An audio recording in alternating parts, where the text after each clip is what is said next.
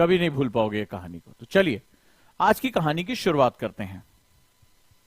कहानी कल हमारी थी, राइट? तो अब हम लोग चलते हैं और इसी तरह से एक्चुअली मेंस पढ़ा जाता है। जो बच्चे भी बिगिनर हैं वो ये समझें कि यूपीएससी डिस्कशन बेस में है। डिस्कशन से आप आर्ग्यूमेंट्स निकालते हैं, हम आर्ग्यूमेंट्स निकालते हैं। तो यूपीएससी क्या है? यूपीएससी लोगों को लगता है कि किसी सिलेबस को रट लेने का नाम है। यूपीएससी बेसिकली मथने का नाम है। तो जब कोई चीज मथा जाता है, तो जब दूध को दही को मथा जाएगा तो उसमें से मक्खन निकलता है। वो मक्खन ही तुम्हारा जो है अर्क है। लेकिन मक्खन को निकालने के लिए तुम्हें क्या करना पड़ेगा? उस दही को फेंटने रहना पड़ेगा, उसको मथते रहना पड़ेगा। तो जो आपके पास नॉलेज इंफॉर्मेशन है उसको मथते रहिए और अपने काम की चीज को निकाल लीजिए। तो चलिए शुरुआत करते हैं हम लोग। बड़ी मजेदार कहानी थी। तो और कहानी पहुंची कि ये टैलेंटेड आदमी भागना चाहता था यहां से। उसके दुनिया जो है वो मिशिगन में थी, उसकी अमेरिका में थी। वो डॉलर्स में बात करना चाहता था, वो अमीरी सुख सुविधा देखना चाहता, लेकिन हाय रे नियति उसको एक आनंद नाम के गांव में पटक दिया था। अब पटक तो दिया, वहां से निकलने के लिए परेशान था। पहले दिन ही नौकरी पे आया और ये कहने के लिए आया कि भैया मुझे किसी तरह मेरी गलतियां निकालो, मेरी गलत रिपोर्ट भेजो और मुझे यहां से निकाल दो। घटनाएं मोड़ लेती चली जा रही थी, मोड़ लेती चली जा रही थी। त्रिभुवन दास पटेल नाम के एक ऐसे व्यक्ति से मिले जो पटेल जी के साथ काम करते थे, सरदार वल्लभ भाई पटेल, और सहकारिता की ताकत को जानते थे, जो जमींदारों के अत्याचारों से किसानों को बचा सकते थे। और उस अत्याचार, अंग्रेज और जमींदार मिलकर जो अत्याचार कर रहे थे, उस गांव की सारी इकोनॉमी को बर्बाद कर रहे थे, उसमें भी सहकारिता के एक मॉडल को रख दिया। लेकिन वो सहकारिता का मॉडल एक सामाजिक मॉडल था। उन्हें एक ऐसा व्यक्ति चाहिए था जो टेक्नोलॉजी में बहुत आगे हो, ऐसा व्यक्ति चाहिए था जो इसकी इकोनॉमी को समझ सकता हो। और ऐसा नियति ने जोड़ा कि एक जो अपनी देश की मिट्टी में बुरी तरह से जुड़ा हुआ था, जो आजादी के आंदोलन में जुड़ा हुआ था, जो सरदार वल्लभ भाई पटेल को अपना गुरु मानता था, त्रिभुवन दास पटेल, और एक दूसरा व्यक्ति जो आज अपने पंख लगाकर इस देश को छोड़ने के लिए तत्काल तैयार बैठा था। उसके सपनों की दुनिया में यह देश आता ही नहीं था। अरे नियति, कैसा अजीबो गरीब कॉम्बिनेशन था ये। एक वो जो गहराई से जड़ों में जुड़ा हुआ है, जो खद्दर पहनकर निकला हुआ है देश के लोगों का भला करने, और एक वो जो कैजुअल है, जो सिगरेट पी रहा है, नॉनवेज खा रहा है, उसको दुनिया से किसी चीज से मतलब नहीं, वो हिप्पियों की तरह व्यवहार कर रहा है, और वो दिन गिन रहा है कि किसी तरह ये जेल से ये दिन खत्म हो और मैं इस देश से को छोड़कर फुर्र हो जाऊं।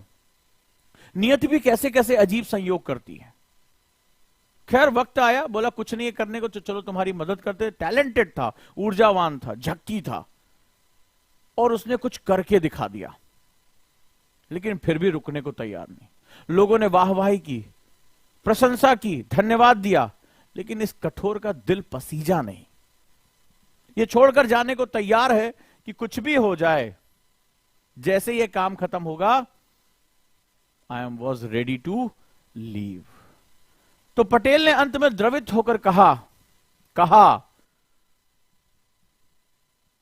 Please don't go, we need you. रुक जाओ, हमें यानी इस देश और इस देश के लोगों को आपकी बहुत जरूरत है, आपकी बहुत जरूरत है। पता नहीं नियति को क्या मंजूर था, और कुरियन रुक गए। कुरियन रुक गए, इसको लिखते जाओ इसी तरह फ्लो चार्ट में। कुरियन रुक गए। ये कहानी तुम्हारी है, ये कहानी मेरी है, ये कहानी उन सभी की है जो परिवर्तन करना चाहते हैं। और अचानक से पता नहीं क्या हुआ, उनको महसूस हुआ that this is an opportunity to help needy and poor people of my country. उनको लगा कि अगर मैं रुक जाता हूं तो ये मुझे एक बड़े अवसर के रूप में है, मैं अपने देश के गरीब और जरूरतमंद लोगों की मदद कर सकता हूं। क्योंकि वो तो रिच फैमिली से थे, उनके चाचा वित्त मंत्री थे देश के, वो तो टिस्को में नौकरी कर चुके थे। तो गरीबी, जरूरतमंद चीजें ये दूर दूर तक उनके पास नहीं थी। वो जानते ही नहीं थे कि देश के लोगों की जरूरत क्या है।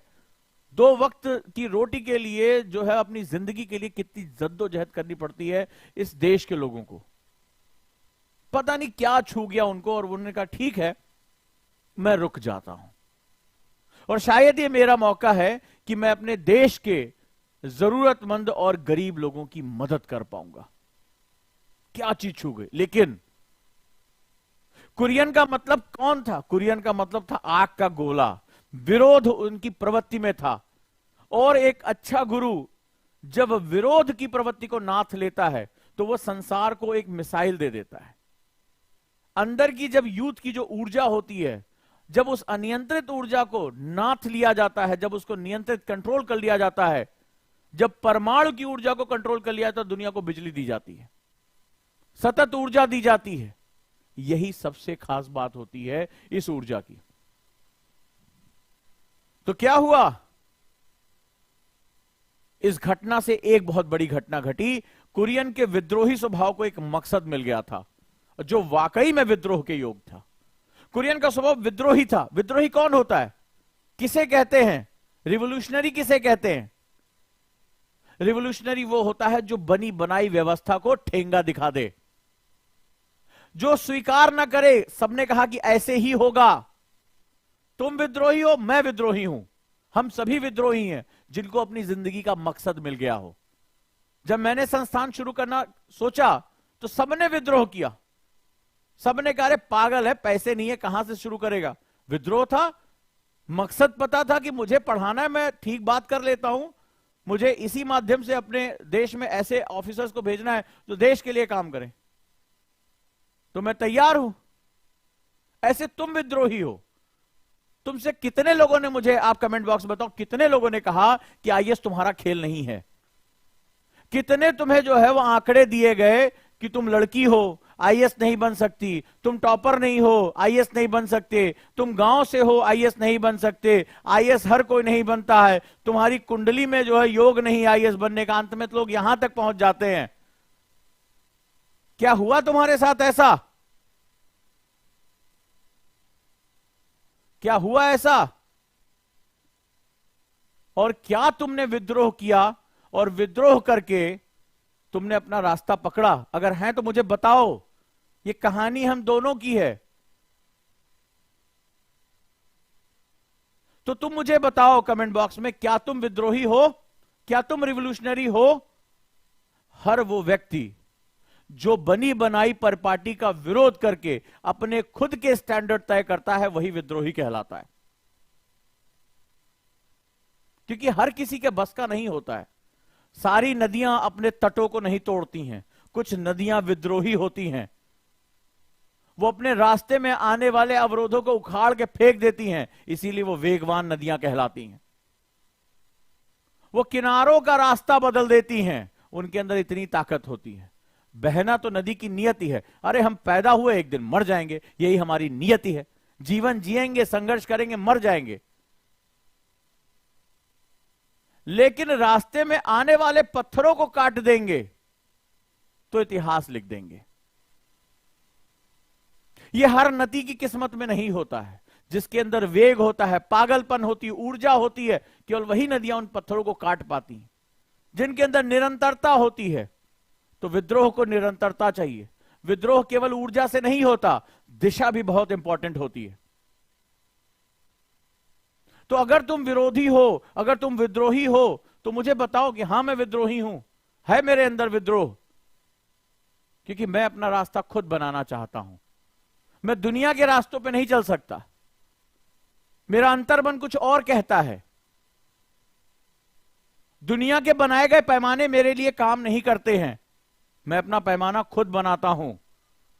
तो अगर है तो खुलकर कहो कि मैं विद्रोही हूं, मैं रिवोल्यूशनरी हूं, बात कहो। और अगर ऐसा है तो संसार भी तुम्हारा है। क्योंकि मैंने कहा था ना, इतिहास के पन्नों पर नाम इतनी जल्दी अंकित नहीं होता।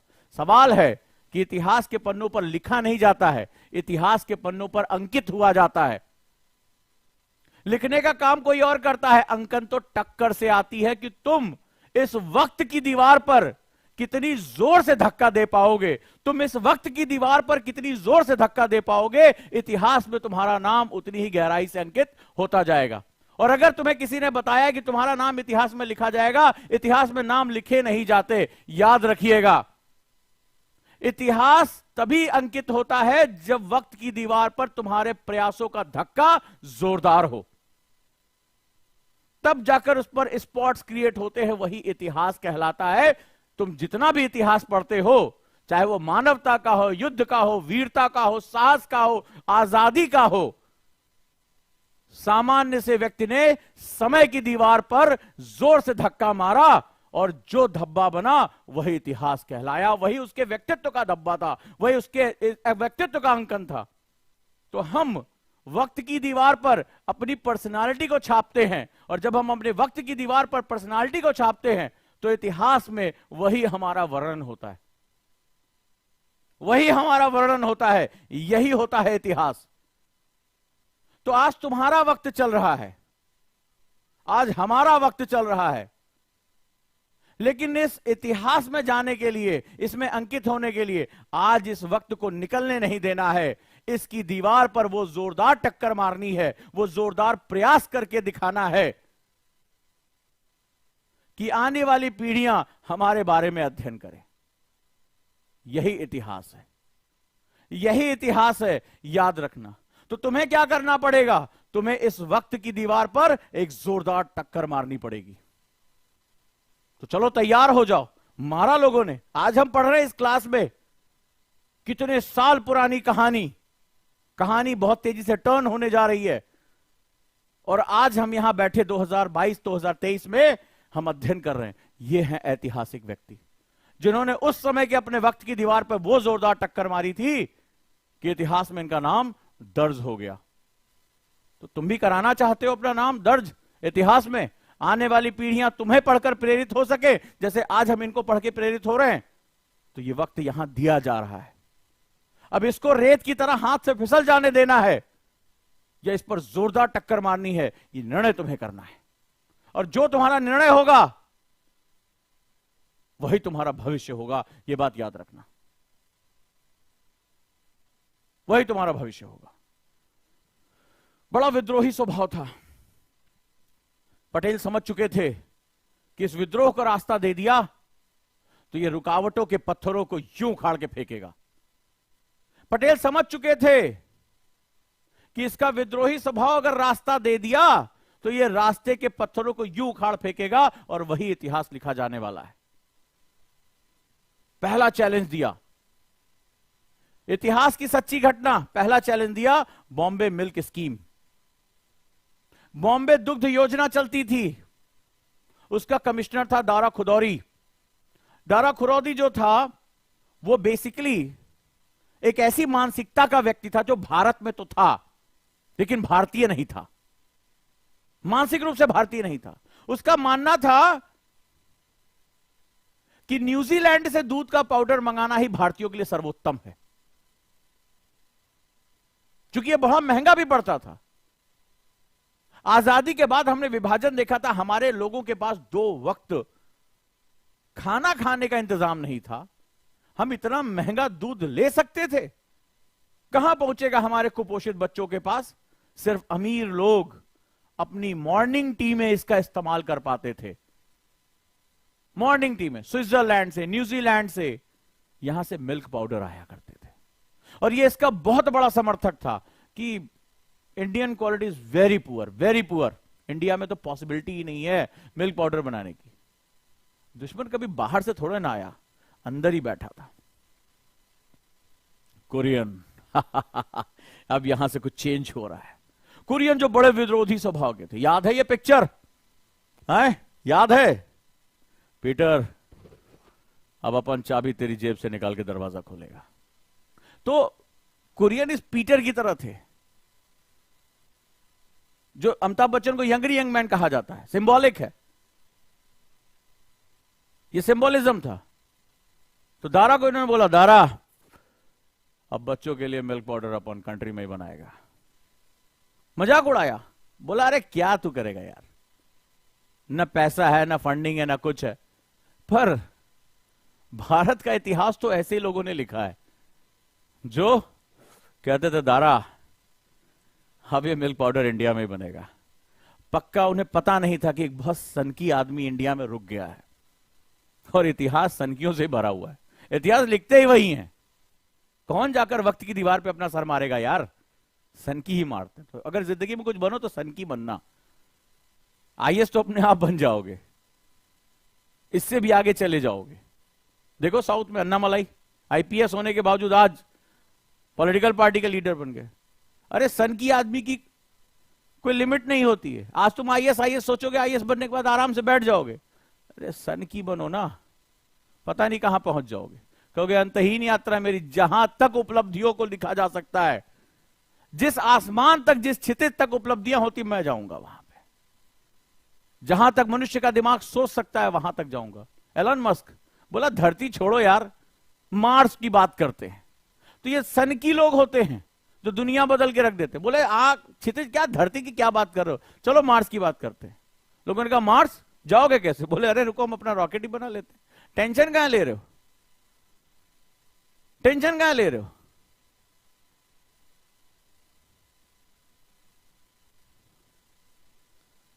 तो कुरियन ने बाहर से विदेशी दूध मंगाने की अवधारणा का विरोध किया। बोला क्यों? जब इस देश में दूध पैदा हो रहा है और हमारे पास ताकत है तो हम विदेश से क्यों मंगाएं? और बहुत लॉजिकल सी बात थी। बोला देश की प्रति व्यक्ति आय ऐसी है कि गांव देहात का बच्चा वो उस विदेशी दूध पर जीवित रह सकता है। आर्गुमेंट के आर्गुमेंट होने लगे। दारा ने कहा अरे हमारे पास तो टेक्नोलॉजी नहीं है, पैसा नहीं है, कौन करेगा, हु विल डू दिस? बड़े आए हो अभी कल का लौंडा, ये जाके हमें बहुत बड़ा ज्ञान दे रहा है। पर पता नहीं था ना, पाला किसी और से पड़ गया। और इससे पहले कुरियन ने, जो आनंद गांव के लोग थे, वहां पे सक्सेस स्टोरी अब राष्ट्रीय चर्चा बनने लगी थी। कुरियन का कॉन्फिडेंस बढ़ गया था। बोला मैं कर सकता हूं, डेफिनेटली कर सकता हूं, राइट।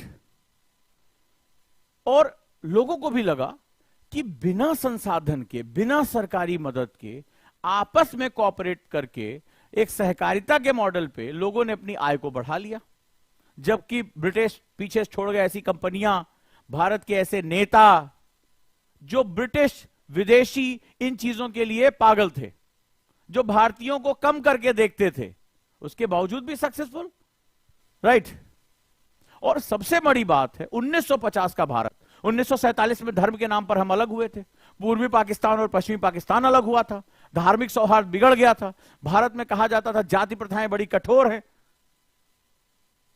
पॉलिटिक्स भी किसी का अलग था। तो इतनी विविधताओं के बाद कोऑपरेटिव हो ही नहीं सकता था भारत में। ऊंची जाति वाला कहे हम छोटी जाति का निकाला हुआ दूध नहीं पिएंगे। सब कुछ मिटाया और बताया कि समाज और पॉलिटिक्स के ऊपर इकोनॉमिक्स है। बहुत से मौके आते हैं जब सोशल पॉलिटिकल स्ट्रक्चर के ऊपर इकोनॉमिकल स्ट्रक्चर आ जाता है। यह बताया दुनिया को और कोऑपरेटिव मॉडल सफल करके दिखा दिया। संघर्ष दिया। दारा ने कहा करे तुम करके दिखाओ। वर्गीस कुरियन न्यूजीलैंड चले गए। बोला अच्छा मैं जाता हूं और स्टडी करके आता हूं आखिर इन्होंने अपना दूध का मॉडल कैसे ताकतवर। अब वो जुनूनी हो चुका था इंसान।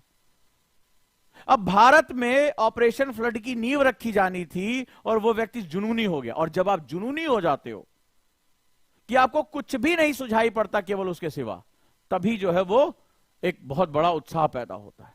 चले गए कि चलो यार कोऑपरेटिव मॉडल हम पढ़कर, भारत में क्यों नहीं सफल हो सकता? भारत क्यों नहीं अपने लोगों को जो है वो दूध दे सकता है या वो जो है वो तमाम चीजें कर सकता है? निकल पड़े उस पागलपन में। और वहां जाके देखा कि जबरदस्त तरीके से न्यूजीलैंड में टेक्नोलॉजी और इन्वेस्टमेंट है। आज हम आजादी के 75 साल बाद कृषि सुधारों के लिए बिल लाना पड़ा था और उसको वापस लेना पड़ा। भारत में सुधार बहुत मुश्किल होते हैं और वहां पर उन्होंने कहा कि डेयरी सेक्टर में जबरदस्त निवेश है, जबरदस्त टेक्नोलॉजी इसमें है। और उन्होंने कहा कि अगर टेक्नोलॉजी का सही उपयोग किया जाए तो दूध जो 24 घंटे में खराब हो जाता है उसकी लाइफ बढ़ाई जा सकती है, पॉस्चराइजेशन किया जा सकता है और इस दूध से कई प्रोडक्ट बनाए जा सकते हैं। और भारत अगर इस ताकत का इस्तेमाल कर ले तो वो कहां से कहां पहुंच सकता है। चढ़ा पागलपन। तो जब लौटे तो गए कुरियन गवर्नमेंट के पास ठीक है, कोरियन गवर्नमेंट के पास, जैसे दीवार पिक्चर में, भाई यहां साइन कर दो, तो अमिताभ बच्चन क्या कहते हैं, क्या कहते हैं, पहले जाके उस आदमी के साइन लेकर आओ, इसके साइन लेकर आओ, इसके साइन लेकर आओ, जिसने मेरे हाथ पे लिख दिया। तो गवर्नमेंट बिल्कुल एडमेंट थी। कुरियन ने गवर्नमेंट से कहा कि मुझे ये दे दो, मुझे ये थोड़ा फंडिंग दे दो, थोड़ी टेक्नोलॉजी दे दो, मैं ये सब चीज बदल के दिखाऊंगा, मैं आनंद को राष्ट्रीय मैप पे लेकर आऊंगा। और गवर्नमेंट गवर्नमेंट अजीत की तरह थी, मोना लूट लो सोना, सारा शहर मुझे लॉयन के नाम से जानता है। गवर्नमेंट बिल्कुल इसी तरह, बिल्कुल रिलैक्स, ठीक है, बिल्कुल रिलैक्स। उसी समय भारत को एक अपमानजनक प्रोग्राम का सामना करना था, अमेरिका का PL 480 प्रोग्राम, पब्लिक लॉ 480। वो भूरा सड़ा गेहूं भारतीयों को दिया जाता, जो वो अपने सुअरों को खिलाते थे वो भारतीयों को भेज देते थे मदद के नाम पे, और उसी में वो थोड़े से मिल्क पाउडर भी भेज देते थे। भारत इसी में खुश था। हम अलग ही नीतियां बना रहे थे, हम अजीत की तरह बिहेव कर रहे थे, एकदम जैसे विलेन की तरह। भारत सरकार की ये हालत थी। सारा शहर ये जैसे वो नहीं, वो सोने की तस्करी करता था, वैसे ये भी तस्करी करते थे, राइट। तो ये भी इसी तरह से गवर्नमेंट बोले जब इंपोर्ट करके मिल्क पाउडर आ रहा है तो कोरियन तुम्हें मिल्क पाउडर बनाने की जरूरत क्या है, आए। तो जब हमें अमेरिका मदद कर रहा है तो कुरियन ने कहा कि इस विदेशी मदद पे कब तक तुम अपने लोगों को जिंदा रखोगे। संविधान में हम सब राष्ट्र की बात करते हैं, हम सोवरेन कंट्री की बात करते हैं, और सोवरेन कंट्री अपने लोगों को खाना खुद खिला सकता है यार, अपने पोषण की जरूरतें खुद पूरी कर सकता है, और तुम वहां पे मांगते घूम रहे हो। और एटीट्यूड देखो तुम्हारा, शहर शहर मुझे लायन के नाम से जानता है, जबरदस्ती की बात। कुरियन को आ गया गुस्सा, उजंड आदमी थे ही वो इस मामले में, ठीक है। तो एक तरफ पटेल थे, एक तरफ कुरियन थे। कुरियन का हम जा रहे हैं, हम जा रहे हैं।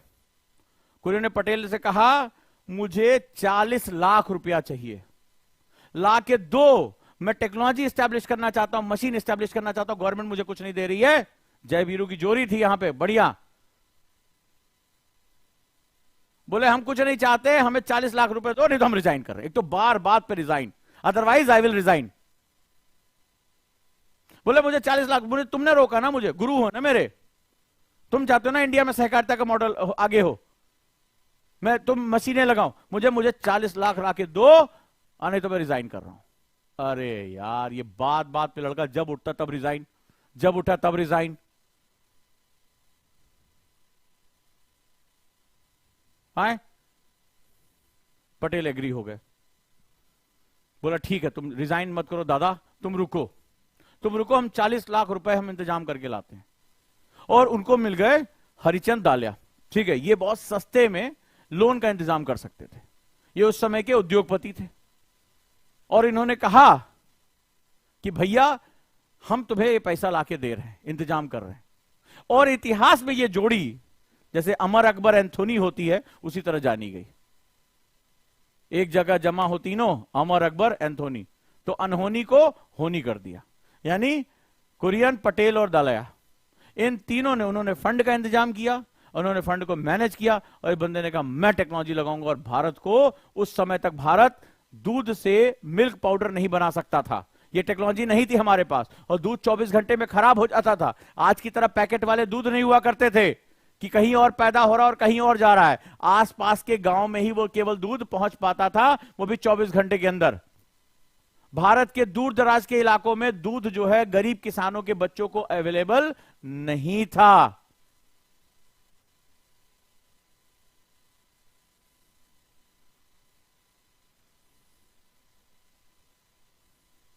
और इन तीनों ने मिलकर खुद अपने प्रयासों से एक कोऑपरेटिव मॉडल की स्थापना कर डाली, कोऑपरेटिव मॉडल की स्थापना कर डाली।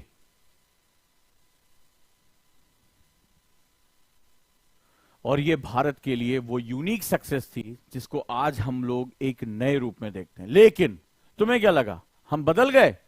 हाँ, भारत में परिवर्तन बहुत मुश्किल है, बहुत मुश्किल है। एक नया चैलेंज आकर खड़ा हो गया। अब चैलेंज क्या था? एक नई चुनौती, और यह था कि सभी सरकारी अधिकारी मानते थे कि सिर्फ गाय के दूध से ही मिल्क पाउडर बनाया जा सकता है, क्योंकि न्यूजीलैंड, स्विट्जरलैंड यहां बनता था, और भैंस के दूध से कभी भी मिल्क पाउडर नहीं बन सकता। यह विश्वास हो चुका था। कुरियन के सामने जब कुरियन ने कहा कि मैं बनाऊंगा, लोगों ने कहा पागल हो गया, कभी भारत में ऐसा हुआ ही नहीं, भैंस के दूध से मिल्क पाउडर बना ही नहीं सकते। अब यहां से शुरू होती है वो शैडो स्टोरी जो तुम्हें बताएगी कि जब आप परिवर्तन करने निकलोगे तो तुम्हारे अपने ही सरकार के अंदर बैठे हुए लोग ही तुम्हारा सबसे बड़ा विरोध करेंगे। और इस बार विरोधी कोई और नहीं था, सरकार और सरकार के अधिकारी थे जो इस परिवर्तन को स्वीकार करने को तैयार नहीं थे। उन्होंने रीजन दिया। वर्गीज ने कहा यह बताओ, तुम कहते हो कि भैंस के दूध से पाउडर नहीं बन सकता, कितने लोगों ने ट्राई किया? कितने लोगों ने ट्राई किया? जैसे तुम्हारे घर में फूफा, चाचा, मौसा, मौसी, ताया तुमसे कहे तुम आईएएस नहीं बन सकते, आईएएस बहुत कठिन होता है, और तुम पलट के पूछ रहे ये बताओ तुम में से कितने लोगों ने एग्जाम दिया? तो पता चला कोई पढ़ा ही नहीं है, ग्रेजुएट ही नहीं है, कभी एग्जाम ही ट्राई नहीं किया। उन्होंने भी किसी से सुना था। तुमने पकड़ बिठा लिया, फूफा यहां बैठो बैठो, हाँ बोलो क्या बात है? बोलो कह रहे आईएएस बहुत कठिन है। बोले हाँ बहुत कठिन। बोले कितनी बार दिए हो अटेम्प्ट? बोले अटेम्प्ट नहीं दिए हैं, हम ग्रेजुएट होते तो देते, हम सुने हैं। और ननकौआ का भैया कह रहा था कि आईएएस बहुत कठिन होता है। बोले तुम दिए नहीं हो फिर भी तुम्हें पता है बहुत कठिन है। ननकौआ भैया कहने से मान गए। मौसा पकड़े, मौसा कितनी बार दिए? बोले भाग बे हम तो 10वीं फेल हैं, हम सुने थे कि आईएएस बहुत कठिन होता है, आईएएस कलेक्टर कोई बहुत बड़का चीज होता है। तो जब तुम एग्जाम नहीं दिए, कभी ट्राई नहीं किए, तो तुम क्या बताओगे क्या कठिन है क्या सही है? भाई सुनी सुनाई बात पे तुमने मान लिया। ये हमारे देश की स्थिति है। और तुम्हें लग रहा मजाक है? ये सच्ची घटना है, ये सच्ची घटना है कि कभी कोशिश ही नहीं की गई और यह सिद्ध कर दिया गया कि भैंस के दूध से, क्योंकि ऊपर वहां आका वहां अंग्रेज में बैठे हुए थे ना, विक्टोरिया के यहां बैठे हुए थे, तो विक्टोरिया के लोगों ने क्यों कहा है भी तुम्हें बताऊंगा। बहुत बड़ी साजिश है और ये साजिशें अभी भी चल रही हैं। तुम्हारा देश अभी भी, हमारा देश आजाद कहां हुआ है? यहां वाली गुलामी तो अभी बाकी है।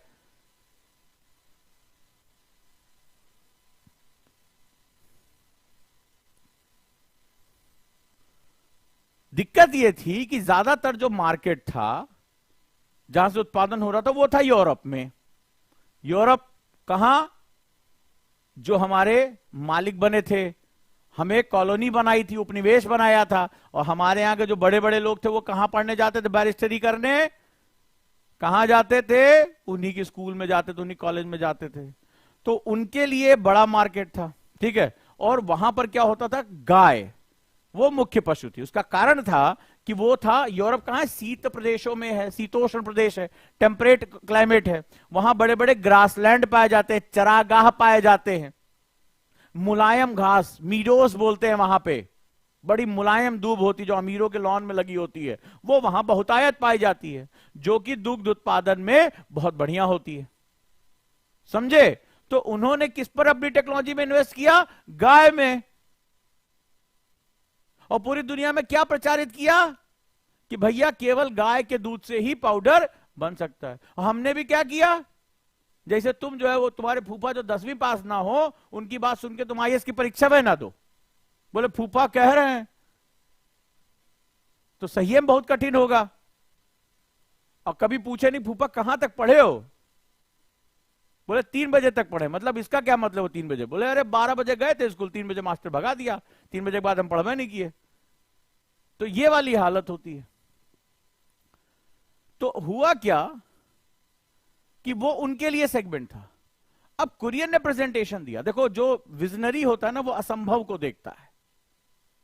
मेरी बात को ध्यान से समझना, जो विजनरी होता है वो असंभव को देखता है, जो लड़ाकू होता है वो संभव को देखता है, और जो डरपोक होता है वो ना संभव देखता है ना असंभव देखता है, वो बस यही देखता है कि भैया आज कैसे अपनी इज्जत बच जाए। कुरियन ने कहा कि मैं मिल्क पाउडर बनाना चाहता हूं भैंस के दूध से, और लॉजिक दिया। बोला ये हमारी ज्योग्राफी और इकोनॉमी के हिसाब से है। अंग्रेज कह रहे हैं कि गाय के दूध से ही पाउडर बनता, उसमें फलाना ठिकाना है, पहले अपने देश को तो समझ लो भाई। हमारे यहां तो बड़ा मुश्किल यह था कि आजादी के बाद ढेर सारे जो नेता थे वो सब अंग्रेज विदेश में ही पढ़े थे, और तुम्हें बताने की जरूरत नहीं थी वो कौन कौन थे, तुम सब जानते हो। तो उनके दिमाग में विदेश ही सब कुछ था, कोई इधर हिल रहा है कोई उधर हिल रहा है। तब भी वो उस समय भी धक्का धक अंग्रेजी ही बोला करते थे, वो बदल थोड़े न गया है, वो आज भी ऐसे ही है, समझे।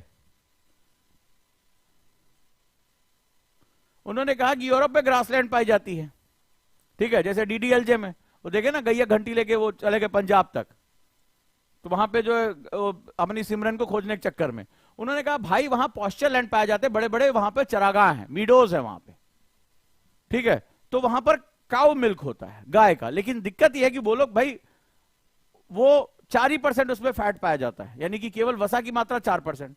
हम लोग उष्ण कटिबंध के रहने वाले लोग हैं, हमारी लाइफ जो है वो बहुत ही कठिन है। हम खेती किसानी में हमें ज्यादा फैट की जरूरत पड़ेगी, ज्यादा वसा की जरूरत पड़ेगी, ताकि हम जो स्टंटिंग हो रही है, हमारी बॉडी जो है बिल्कुल सूख रही है, उससे हमें फायदा मिले। ये बहुत इंपॉर्टेंट इंपैक्ट है। और उन्होंने कहा कि ज्यादा शाहरुख खान ना बनो, ठीक है, इंडिया में ग्रासलैंड नहीं है, चरागाह नहीं है, तुम गैया पालो कहां से बे। ध्यान से सुनना, उन्होंने कहा कि गाय जो है वो ये जो नहीं होता फसल का जो स्ट्रॉ भी होता है भूसा, उस पर भी सरवाइव कर जाती है।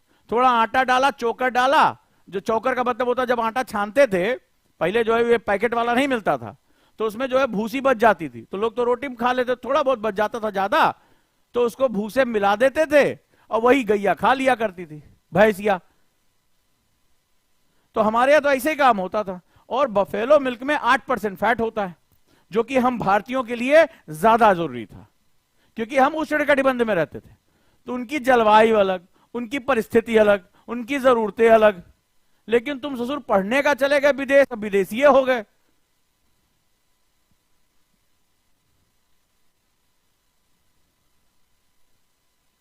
तो कुरियन ने कहा देखो भैया, हम अपना प्लांट खुद लगाएंगे और भैंस के दूध को हम पाउडर में बदलेंगे, ये हमारी परिस्थितियों के अनुरूप है और हमारे लिए ये काम करेगा। अब इनको चाहिए था $5 लाख, $5 लाख चाहिए था। अब तुम्हें लग रहा होगा भाई इतना बढ़िया बात कर रहा है, सरकार के लोग तो हैप्पी हैप्पी हो गए होंगे, क्योंकि भाई जनता सरकार चुन के भेज रही है ना, तो देश को बदल देंगे। $5 लाख कौन सी बड़ी बात थी। नहीं दिए, नहीं दिए, क्योंकि सबसे बड़ी एडमेंट संस्था जो जड़वत है, इनर्शिया सबसे ज्यादा है, वो यहीं बैठी हुई सरकार के रूप में, परिवर्तन ही स्वीकार नहीं करती। और अपने साथ जो बाबू बाबू बिठा रखे वो तो बिल्कुल है नहीं, वो बोल रहे नहीं भाई, अंग्रेजों के जमाने के आईसीएस परीक्षा पास करके आए, बोले लंदन में सब कुछ है। लंदन कह रहा है गाय का दूध मतलब गाय का दूध, वो तो बढ़िया ऊंटनी दूध नहीं बोला, वो नहीं तो बिल्कुल ही नहीं कराते। जो विदेश में उनके माई बाप बोलते वही सत्य है। अब $3 लाख और चाहिए थे। अब $3 लाख कहां है? $2 लाख तो इन्होंने यूनिसेफ से मांग लिया। यूनाइटेड नेशन की संस्था थी कि भैया हम अपने, उनका एक यूनिसेफ बच्चों के उसके लिए काम करती थी, उन्होंने कहा कि हम इससे बच्चों की मृत्यु रोक पाएंगे। इस नाम पर $2 लाख यूनिसेफ ने इनको फंड कर दिया। मात्र $5 लाख की कहानी है। देखो परिवर्तन कितना मुश्किल है। जब आईएएस बनोगे तो ऐसे थाली में सजा के नहीं देंगे परिवर्तन। शेर के जबड़े से एक बार तुम जो हाथ डाल के मांस उसका खींच लो आसान है, लेकिन सरकार से परिवर्तन करा पाना बड़ा मुश्किल है। एड़ी चोटी घिसना पड़ेगा। घिस रहा है देखो ये आदमी कहानी में। किसी ने कहा जाओ गवर्नमेंट से आगे गिड़गिड़ाओ, कोई ना कोई अधिकारी तुम्हें पैसा दे देगा। पिक्चर में है ना डायलॉग, डागा मैं आज भी फेंके हुए पैसे नहीं उठाता। कुरियन के अंदर विश्वास था, हम कर सकते हैं यार, हम कर सकते हैं। तो लोगों ने कहा जाओ गवर्नमेंट से बोलो, प्रपोजल दो। गवर्नमेंट क्या गिड़गिड़ाओ, गवर्नमेंट दे देगी। बोला मैं आज भी फेंके हुए पैसे नहीं उठाता। और वर्गीज ने कहा कि मैं अपने दम पर ये पैसे निकालूंगा। क्या बात है, ये अपने दम पे पैसे निकालूंगा। और अपने घर में जाके देखना, ये सेल्फ कॉन्फिडेंस की वो ऐतिहासिक कहानी है, आत्मविश्वास की वो आत्मिक कहानी है जिसने भारत की तकदीर को बदल दिया। इंसान का जब आत्मविश्वास जग जाता है, सेल्फ कॉन्फिडेंस जग जाता है, तो चमत्कार होते हैं। आज अपने घर में जाके देखना या अपने बारे में सोचना कि अमूल का ब्रेड, अमूल का मक्खन, अमूल मिल्क, छाछ, दही, दूध तुम महीने में कितनी बार सेवन करते हो? अगर शहरों में हो तो कितनी बार तुमने यह विज्ञापन देखा है? कितनी बार? भारत के, चाहे वो चॉकलेट हो, चाहे वो दूध हो, दही हो, छाछ हो, मक्खन हो, ये उस एक आदमी की जिद की कहानी है। अमूल पहले नहीं था। $3 लाख इकट्ठा करने थे और बोला अमूल का सही नाम अमूल्य है। अमूल्य जिसकी कीमत ना लगाई जा सके। और उस कोऑपरेटिव, आनंद के कोऑपरेटिव, कभी अमूल को पलट के देखना वहां छोटा छोटा क्या लिखा होता है। और भारत के इतिहास में सहकारिता का सबसे बड़ा मॉडल लिखने वाला कोई व्यक्ति थे तो वर्गीस कुरियन थे, जिन्हें पितामह कहा गया, जिन्हें फादर ऑफ व्हाइट रिवॉल्यूशन कहा गया, जिसने लाखों लाखों जिंदगियों को बदल के रख दिया, जाने कितने बच्चों को मौत के मुंह से बाहर निकाला, और भैंस के दूध के उत्पादन में भारत विश्व में नंबर 1 बना। दूध जो है, भैंस के दूध से पाउडर बनाया और हमेशा के लिए इतिहास लिख दिया। ये बहुत कम रकम से शुरू होने वाली कंपनी आज 11,000 करोड़ के ऊपर की सहकारिता कंपनी है। सहकारिता यानी लोग आपस में मिलकर, कुछ नहीं गवर्नमेंट से मांग रहे। और अगर आज अमूल को हटा दो तो तुम्हारे शहरों में चाय बनाने के लिए दूध नहीं मिलेगा। आप अंदाजा लगा के देख लो। यह है उस इंसान की जिद, उस इंसान के स्वाभिमान की कहानी जिसको आज आप पहचानते होंगे। बताइए मुझे कमेंट बॉक्स में किसने जो है ये पिक्चर नहीं देखी अमूल की। ये जो छोटी सी लड़की, हर जगह तुमने इसका प्रचार देखा होगा, बचपन से लेकर जवानी तक देखा होगा। जरा सी खुशी दुलार जरा सा, Amul the taste of India. Doordarshan के जमाने से हम ये एड सुनते चले आ रहे हैं। सुना है कि नहीं सुना है? Amul the taste of India. ये उस जिद्दी इंसान की कहानी है। और आज भारतीयों के किचन से अमूल निकाल दो तो जो हम पराठे में मक्खन लगा के खाते हैं, ब्रेड में मक्खन लगा खाते हैं, हम फ्राई कर रहे हैं आमलेट, सब कुछ खत्म हो जाएगा। ये उस आदमी की जिद की कहानी है। 2 लाख रुपए, $2 लाख मांगूंगा नहीं, एक ऐसी कंपनी खड़ी कर दी जिसकी मार्केट वैल्यूएशन 11,000 करोड़ रुपए से ज्यादा है। अंदाजा लगा के देखो कितने लोगों को रोजगार मिला होगा। वो बच्चे जो स्विट्जरलैंड, न्यूजीलैंड से आया हुआ गाय के दूध का पाउडर नहीं अफोर्ड कर सकते थे, मर जाते थे कुपोषण से, अपना पहला बर्थडे नहीं देख सकते थे, उन तक पहुंचाया मसीहा। यह है कहानी अमूल की। यह कहानी भारत की, यह कहानी जिद की है, यह कहानी स्वाभिमान की है, यह कहानी लड़ने की है, यह कहानी विद्रोह की है। तो जहां वो विद्रोह करो, जो तुम्हारे हालातों पे क्वेश्चन उठाए उनसे कहो मैं नहीं स्वीकार करता हूं। लड़ाई की शुरुआत इसी बात से होती है, मैं स्वीकार नहीं करता हूं। I do not accept my situation at any cost. और तुम अकेले नहीं हो। तुमसे पहले की पीढ़ियों ने विद्रोह करके दुनिया को क्या नहीं दे दिया। और तुम्हें लग रहा है यह कहानी बहुत आसान है? भारत के राजनेताओं ने, ऑफिसर्स ने इसको क्रिटिसाइज किया, शर्त लगाई कि अरे ये मुंह के बल गिरेगा, ये बर्बाद कर देगा, ये क्रिटिसाइज किया। कहानी बहुत लंबी है। समय दे दिया कि इतने दिन के अंदर ये पैसा इकट्ठा करो, नहीं तो तुम्हारा प्रपोजल हम कैंसिल कर देंगे। गेम खेल दिया वर्गीस कुरियन के साथ। उसमें भी जो वो खुद पैसा कमाना चाहते थे, उसमें गेम खेल दिया कि केवल 15 दिन बचे हैं, अगर ये पैसा नहीं आया तो तुम्हारा प्रोजेक्ट हम नहीं होने देंगे। ये तक कर दिया। एक नई कंपनी, एक सहकारिता का नया सेगमेंट शुरू करे तो उसमें भी उन्होंने गेम खेल दिया कि अमूल ये जो मॉडल है वो रद्द हो जाए। इतनी आसानी से परिवर्तन नहीं हुआ, लेकिन वो वर्गीस कुरियन थे। आखिरी दिन तक दांव खेला और पैसा लाके पटक के मुंह पे मारा। यह है भारत की कहानी, यह है बदलाव की कहानी। इस कहानी को हमेशा याद रखना। जब तुम सेवा में जाओ तब भी याद रखना, जब तुम्हारे सामने चैलेंज आएंगे परिवर्तन के तो भी याद रखना कि ऐसे किसी ने बदला था, मैं भी बदलूंगा। ऐसे किसी ने जिद की थी, मैं भी करूंगा। ऐसे कोई विद्रोही था, मैं भी विद्रोह करूंगा। अरे विद्रोह का मतलब बंदूक उठा लेना नहीं होता है, हिंसा करना नहीं होता है, हर बात पे लड़ना नहीं होता है। अपने अंदर के गुस्से को चैनलाइज करना होता है, अपने गुस्से को एक दिशा देनी होती है। और जिस दिन तुम अपने गुस्से को दिशा देना सीख गए, उसी दिन असंभव खुद आकर तुम्हारे पैरों पे गिरेगा, कहेगा भाई मैं तो संभव हूं, मैं तो संभव हूं। ये दुनिया की आंखों पे लगा चश्मा है डर का, जो मुझे असंभव पड़ता है। तुमने तो एक कब का चश्मा उठा के फेंक दिया। मैं तुम्हारी विद्रोह की आग्रम के सामने मैं पिघल गया, मैं जल गया, मैं तो संभव हूं, मैं तुम्हारे कदमों में गिरा पड़ा हूं। बोलो क्या चाहते हो? यह है संसार, यह है बदलाव। तो इस कहानी को याद रखना, ये सिर्फ इकोनॉमिक्स की कहानी नहीं है, ये भारत के परिवर्तन की गाथा नहीं है, ये तुम्हारी और मेरी कहानी है। ये कहानी है हर पल विद्रोह करने की, ये कहानी है हर पल अपनी ऊर्जा को एक चैनल देने की, ये कहानी है भारत की तकदीर लिखने की, ये कहानी है वक्त की दीवार पर जोर से सर मारने की, कि उस दीवार पर एक चिन्ह अंकित हो और वही इतिहास है, वो मेरा इतिहास है।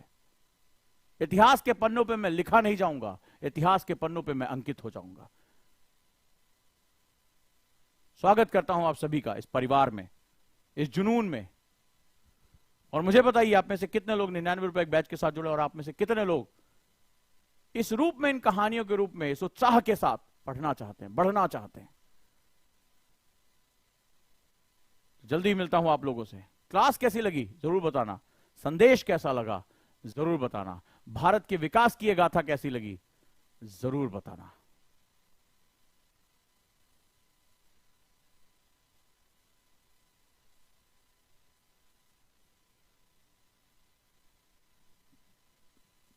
मिलता हूं।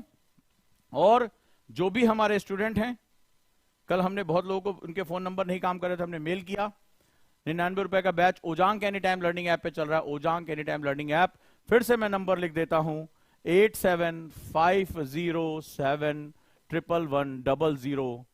8750711122, या लास्ट में 33 या लास्ट में 44, किसी भी नंबर पे आप कॉल करिए, या यहां जो फॉर्म दिए जा रहे हैं वो भर दीजिए कि हां सर मैं फाउंडेशन 2024 या 2025 का स्टूडेंट बनना चाहता हूं, तो मैं फीस अनाउंस कर दूंगा जो इंडिया में सबसे सस्ती फीस होगी। जुड़े रहिए, लेकिन शर्त है कि आप 99 बैच का हिस्सा होने चाहिए। आपको जाना है ओजांग एनी टाइम लर्निंग ऐप पे, वहां से अपना क्लास शुरू कर देना है। और अब मैं शुरू करने जा रहा हूं अपनी हिस्ट्री की क्लासेस दोबारा ओजांग एनी टाइम लर्निंग ऐप पे। तो आप सभी का बहुत बहुत स्वागत है।